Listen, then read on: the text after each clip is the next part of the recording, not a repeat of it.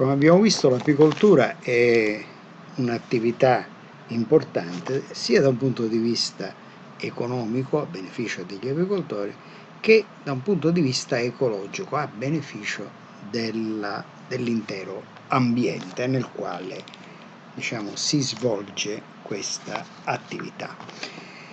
E certamente la sua consistenza è notevole. Nell'ambito della Unione Europea sono 600.000 gli apicoltori che posseggono oltre 8 milioni e mezzo di alveari. E in Italia, secondo le stime dell'UNAPI, sarebbero 50.000 gli apicoltori, presumibilmente ancora, diciamo, più rilevante dovrebbe essere questo numero, mentre il numero di professionisti italiani è intorno a 7.500 unità. Questi 50.000 apicoltori posseggono circa 1 milione di alveari e producono 130.000 quintali di miele che ha un valore di circa 60 milioni di euro. Certamente questi dati che l'UNAPI, cioè l'Unione Nazionale delle Associazioni degli Apicoltori Italiani, rileva sono attendibili, ma entro certi limiti, considerando che l'apicoltura è una di quelle attività che maggiormente si occultano e che i vecchi apicoltori, diciamo, erano restii a manifestare. Comunque in Sicilia gli apicoltori sono 1560, con 900 dei quali sono professionisti, quindi un rapporto abbastanza elevato.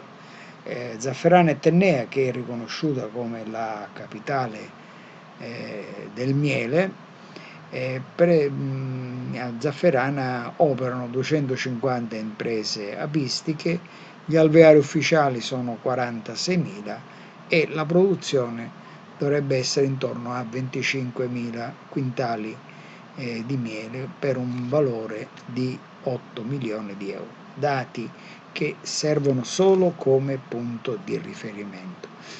Maggiormente attendibili sono i dati che sono stati rilevati all'anagrafe apistica e dati del Ministero delle Politiche Agricole, Alimentari e Forestali, che in base ai quali sono state assegnate le quote regionali dei fondi destinati all'apicoltura previsti dal regolamento CE per la campagna 2019-2020.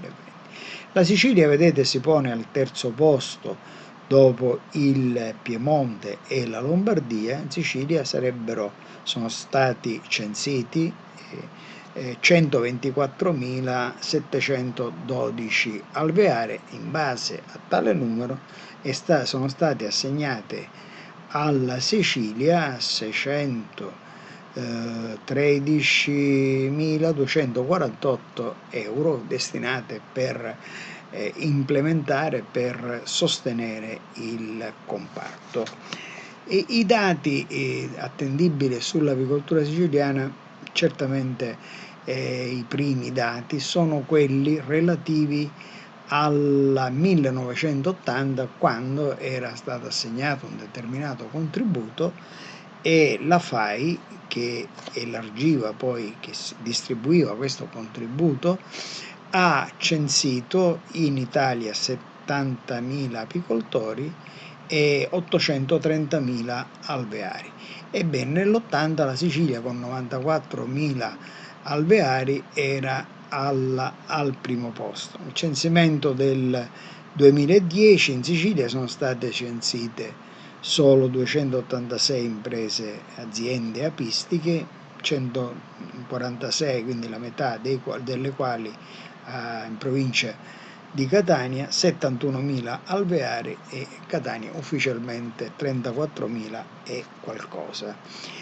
Nel 2018 l'Anagrafe Apistica Nazionale, che ogni anno diciamo, rileva il numero di apicoltori, ha censito in Sicilia 1560 apicoltori e diciamo 439 e 4221 4211 apiari nomadi in provincia di Catania.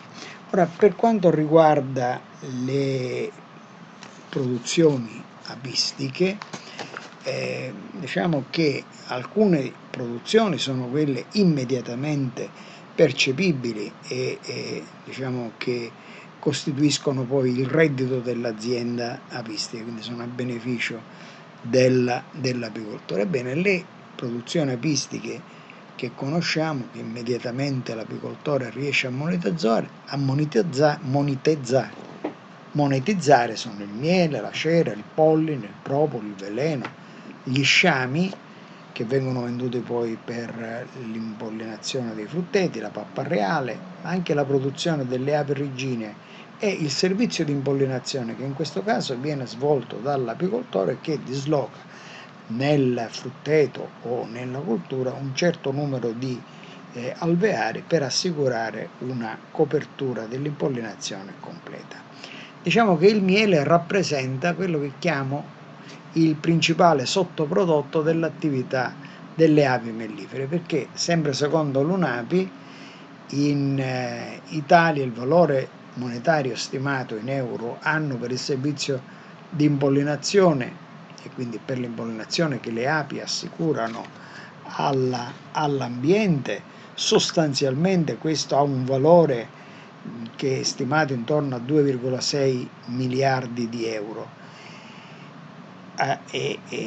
Inoltre, oltre a questo, bisogna anche considerare che le piante spontanee, soprattutto le leguminose che si avvantaggiano del servizio dell'impollinazione incrociata e che poi assicurano all'ambiente tutta una serie di vantaggi, è stimato intorno a 3,6 miliardi, quindi vediamo sono oltre a 5 miliardi, quasi 6 miliardi di euro che le api forniscono come servizio. Mentre le produzioni, quindi quelle materie prime, miele soprattutto, poi cera, polline, sostanzialmente assicurano all'apicoltore circa un valore di circa 20,6 milioni, ma se si considera tutto l'indotto si arriva a 57-62 milioni. Quindi, sintetizzando, altri dati ritengono che l'utile complessivo dell'attività pronoba delle api è di 1 miliardo e 4, ma di questi appunto solo l'1,42% è a beneficio degli apicoltori. La Commissione europea, in considerazione dell'importanza delle api, il 3 maggio del 2011 ha dato comunicazione al Parlamento europeo e ha richiamato lo studio l'economia degli ecosistemi e della biodiversità per indicare che il solo valore dell'impollinazione entomofaga nell'UE è di 15 miliardi di euro l'anno. Sono tutti dati, tutti numeri importanti. Il miele, dicevamo, è il prodotto principale che va a costituire il reddito dell'apicoltura. Ovviamente in attuazione alla direttiva del 2001 che concerne la produzione e commercializzazione del miele, esiste una definizione ben precisa per cui per miele si intende quella sostanza dolce naturale che le api producono dal nettare dalle piante, e questo è quello auspicabile, ma che producono anche a partire da sostanze dolci che sono anche secrezioni da parte degli insetti fitomizzi che pungono e succhiano e che si trovano sulle parti vive delle piante che poi raccolgono nell'ingluvio e trasportano nell'alveare, depositano nelle cellette, concentrano e immagazzinano, lasciandolo maturare nei favi. Il regolamento è del 1169-011, è un regolamento che è estremamente importante soprattutto per il consumatore, perché sono quelle disposizioni di legge che consentono il rispetto delle norme igieniche e che danno sicurezza al consumatore. Ecco, le aziende apistiche, come tutte le altre aziende che producono alimenti, sono tenute ad attuare ai sensi della normativa i criteri di autocontrollo, il famigerato HACCP. Quindi qui vediamo alcuni tipi di miele e le indicazioni che possono essere fornite. Certamente se consideriamo da un punto di vista della quantità, la Sicilia non può competere né con le nazioni europee maggiori produttrici, quali possono essere l'Ungheria o la Spagna, ma nemmeno lontanamente con colossi quale la Cina, l'Argentina, che esportano miele a bassissimo prezzo. Però gli apicoltori siciliani possono puntare su determinati segmenti di mercato che apprezzano la qualità e che apprezzano, oltre alla qualità, anche la storia che c'è dietro la produzione del miele. Da questo punto di vista la Sicilia è privilegiata perché il miele e le api iblee sono state decantate e citate da molti autori, da Varrone, Virgilio, Ovidio, Plinio, Marziale, ecco, praticamente tutti autori classici che sono forse più apprezzati all'estero e che di conseguenza, diciamo, richiedono i consumatori esteri richiedono questo miele che assaggiavano questi cantori, questi poeti. E quindi riteniamo che questo filone vada adeguatamente sfruttato e che vada valorizzato anche l'ape nera siciliana come endemismo, quindi allevarla, ad incrementare le popolazioni autoctone delle api siciliane, ovviamente con tutti gli accorgimenti di selezione, potrebbe consentire di recuperare un patrimonio biologico unico al mondo e di valorizzare anche l'aspetto economico, ottenendo quelle produzioni di mieli simili appunto a quelle decantate dagli antichi poeti greci e romani e che ovviamente sono un nostro patrimonio non solo culturale ma anche gastronomico ed economico di notevole valore che va appunto valorizzato. L'attività delle api per la produzione del miele è diciamo, attività delle api bottinatrici. Quante api bottinatrici ci sono nel alveare? Da un minimo di 10.000 a 60.000, anche 80.000 in qualche caso, per avere delle famiglie forti. Ebbene, le api per raccogliere 1 litro di acqua o 1 litro di nettare debbono compiere fuori dall'alveare da 10.000 a 20.000 voli in rapporto a tutta una serie di fattori. Ovviamente questa acqua e questo nettare vengono portati all'interno dell'alveare, il nettare viene concentrato per ottenere il miele e per ottenere 1 chilo di miele i voli necessari sono da 100.000 a 400.000 voli. Questo, diciamo, facendo dei piccoli calcoli, le api raccolgono il nettare nell'ingluvie, lo immagazzinano nell'ingluvie per trasportarlo nell'alveare.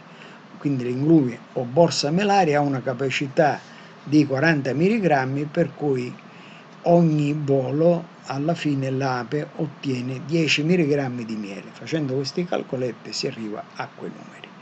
La cera è un prodotto che assumeva in passato una importanza notevolissima anche perché c'erano, diciamo, abbondanti produzioni di cera con l'apicoltura tradizionale.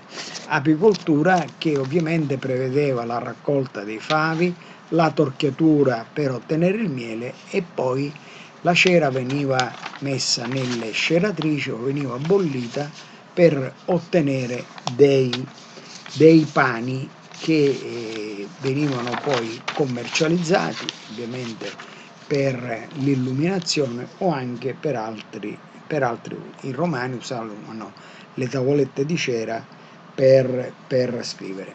Chi produce questa cera? Le api nelle cellule, nelle ghiandole ceripare che sono presenti nella parte ventrale dell'addome delle api operaie, cosiddette api ceraiole.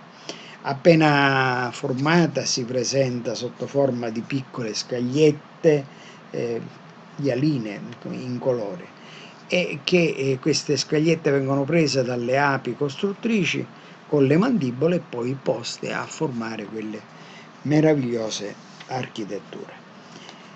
Diciamo che la cera, sappiamo, è un materiale solido, malleabile e plasmabile a temperatura intorno a 35 gradi, stabile di cera, quindi si presta per molteplici usi. È una sostanza chimicamente stabile sia all'idrolisi che alla ossidazione, resiste agli acidi, agli enzimi digestivi di quasi tutti gli animali. Abbiamo visto invece che la Galleria mellonella, la tarma della cera, riesce a digerire anche questa sostanza preziosissima. In questa sostanza, cioè la cera insieme al miele, abbiamo visto, erano i tributi che i romani chiedevano alle loro province. Il polline è l'alimento proteico che le api raccolgono sui fiori, quindi non è altro che l'elemento maschile che le api raccolgono, immagazzinano nella cestella che si trova nelle zampe posteriori, nelle tibie delle zampe posteriori, e queste pallottoline vengono poi trasferite nell'alveare. Gli apicoltori per raccogliere il miele dispongono davanti all'alveare questa sorta di trappole per il miele che costringono le api a passare attraverso dei fori e a rilasciare parte delle loro pallottoline di vario colore. Ovviamente il colore e la consistenza variano anche in funzione dell'essenza che è stata visitata. È considerato un integratore proteico di notevole valore energetico e nutritivo anche per l'uomo. Altra sostanza che le api producono, ma che ovviamente ricavano come materia prima dalle gemme di molte piante, è la propoli o il propoli a seconda della etimologia. Ecco, è una sostanza resinosa che le api utilizzano per verniciare le cellette prima che la regina vada a deporre, quindi fanno una sorta di disinfestazione. È una sostanza con la quale vanno a chiudere tutte le fessure o i pori dell'alveare e creano, con le attività antibiotiche della propoli, un ambiente sterile dove la covata può essere facilmente allevata. Propoli, in rapporto a queste sue virtù, ha notevoli impieghi, ecco, lo troviamo per esempio nella alimentazione, lo troviamo per determinate medicamenti, quindi si fanno dei diffusori per liberare le vie respiratorie, si utilizza in soluzione alcolica, ovvero più spesso in miscela con il propoli, ma anche nei prodotti di bellezza, shampoo al propoli sono parecchio ricercati. Abbiamo poi la pappa reale, che è l'alimento che le api forniscono alla regina nel corso dell'intera vita, sia larvale che da adulto, e che viene ottenuta dagli allevatori, dagli apicoltori, ma apicoltori specializzati, allevando in appositi apiari con delle tecniche particolari, partendo da uova che vengono messe in cupolini particolari e poi da qui si raccoglie questa gelatina reale che ha tutta una serie di virtù, di proprietà terapeutiche di notevole importanza. Una diciamo, produzione che era un tempo esclusiva solo degli apicoltori siciliani o degli apicoltori tradizionali, era quello che in Sicilia veniva chiamato spirito dei fascetrari o spirito dei fascellari, insomma a seconda. Ecco, praticamente questo prodotto è ottenuto dalla distillazione dell'acqua calda dove venivano immersi i favi dopo la torchiatura che ancora erano impregnati di miele e quindi avveniva una fermentazione alcolica, quindi concentrata. Ecco, qui vediamo un po' nei vecchi sistemi il torchio dove venivano torchiati i favi, quindi si estraeva il miele, poi i residui della torchiatura si mettevano a bollire in questi grossi pentoloni e si procedeva.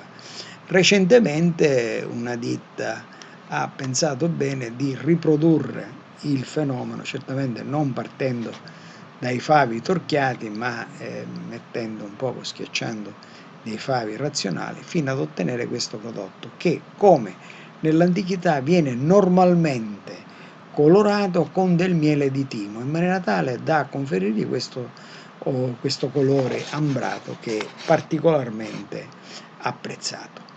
Ma una produzione che è apprezzata da tempi antichi è il veleno d'api. Voi sapete che le api le api operaie posseggono un ovopositore non funzionale ai fini dell'ovideposizione, ma che serve da difesa, per cui non essendo sviluppati gli ovarioli, le ghiandole annesse che dovrebbero nutrire le uova di fatto si sono trasformate in ghiandole del veleno. Ecco, sono due, ghiandola acida e ghiandola basica, e ovviamente quando l'ovopositore, qui vediamo la punta, vedete con questi dentelli controsenso, quando l'ovopositore viene infisso nella pelle dei mammiferi, sostanzialmente non può più uscire, continua a pulsare e inietta costantemente veleno. Questo veleno ha delle proprietà di estremo interesse ai fini della cura di determinate malattie. Diciamo che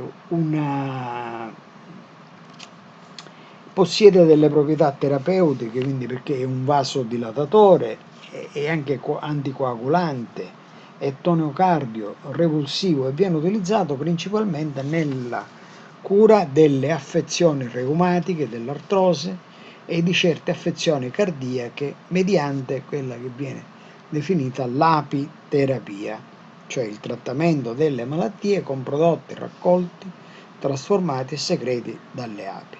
Nella produzione tradizionale c'è stata sempre l'abitudine di usare queste punture d'ape come revulsivo nelle affezioni reumatiche. Da oltre 100 anni in Francia, Austria, nei paesi del nord Europa, scuole mediche e strutture ospedaliere utilizzano questo veleno ad api, questa apiterapia. Ecco, vedete un poco qual è il meccanismo di azione che stimola le surrenali e induce questo innalzamento del tasso di cortisolo nel plasma sanguigno che dura per qualche settimana. Le componenti sono la fosfolipasi, l'auromilasi e quindi i vari effetti tossici. Ma dicevamo che questi prodotti, seppure importanti, rappresentano solo una parte, cioè il reddito dell'apicoltore, mentre il reddito a beneficio dell'ambiente è certamente rappresentato dall'attività pronuba delle api, e vediamo qui gli incrementi di produzione che si hanno in presenza delle api tenendo presente che in loro assenza le produzioni hanno dei decrementi del 43, del 200%. Quindi sono tutti incrementi che hanno di fatto stimolato l'attività dei produttori, soprattutto nelle serre, a utilizzare le api e altri apoidei per questa impollinazione, che può essere fatta dal produttore stesso se compra gli sciami d'api, oppure può essere fatta dall'apicoltore che porta gli alveari nei frutteti. In California ogni anno la produzione del mandorlo dipende dalla presenza, dal nomadismo apistico degli apicoltori che portano le api nei mandorleti. Ecco, questa immagine evidenzia qual è la produzione che noi osserviamo in un banco dell'ortofrutta grazie all'attività delle api, e in assenza delle api vedete come gli scaffali sarebbero vuoti, pochi. Ecco, le patate per esempio si otterrebbero lo stesso, ma mancherebbero tutta una serie di frutti. Un altro aspetto che riteniamo di estrema importanza è l'attività bioindicatrice dell'ape. L'ape è una specie bioindicatrice generica perché se in un ambiente non ci sono le api, evidentemente questo è perché ci sono dei contaminanti tossici o perché mancano delle essenze nettarifere. Però oltre che generica, quindi monitorare l'ambiente, l'ape è anche una specie bioindicatrice specifica, però non la singola ape, ma la famiglia, che è l'entità standard minima di monitoraggio. Cioè, se ci sono elevate mortalità da parte negli apiari, evidentemente sono delle fonti di contaminazione che possono essere cercate. E questo, vedete, davanti agli alveari si pongono queste gabbiette nelle quali le api, tornando dal bottinamento, sfinite davanti all'alveare, cadono, e quindi in rapporto al numero di api morte si possono trarre delle considerazioni. Ma le sostanze che arrivano all'interno dell'alveare da parte delle api bottinatrici vengono accumulate, concentrate, e quindi analizzando i materiali presenti all'interno dell'alveare si possono ottenere e individuare le sostanze inquinanti. E quindi, perché l'ape è un'ottima indicatrice dell'inquinamento, intanto è ubiquitaria e si alleva facilmente, insomma non ci vuole grande perizia per mantenere famiglie di api, e i costi di gestione sono, diciamo, tutto sommato molto bassi. La presenza di peli sul corpo non fa altro che essere che servono a captare queste sostanze tossiche. Abbiamo visto come in ogni alveare sono 10.000, da 10.000 a 40, 60.000 e più bottinatrici che si muovono tutto intorno all'alveare per un raggio d'azione di 3, 4, 5 chilometri a seconda della presenza di fiori, campionano tutte le componenti dell'ambiente, quindi vanno nel suolo, nell'acqua, nell'aria raccogliendo queste sostanze, e tutte queste sostanze, nettare, propoli, melata e acqua, quando vengono analizzate, diciamo che rappresentano una mappa dell'inquinamento. E quindi in rapporto a queste caratteristiche nel progetto ApiNet è stato previsto il monitoraggio degli agrofarmaci, quindi campionando le api morte, api che poi vengono analizzate per individuare gli agrofarmaci. Nelle api morte si evidenzia anche la presenza, la composizione, la qualità dei pollini presenti, mentre nelle api vive vengono analizzate chimicamente le presenze di varie sostanze quali il piombo e il cromo, che sono ovviamente tutti questi dati consentono di diciamo, avere un quadro abbastanza generale che, se posto in relazione con la mappa culturale e i dati meteorologici, consente di definire degli indici di pericolosità ambientale e, nell'ambito del progetto Avinetta, di costruire delle mappe mensili di contaminazione.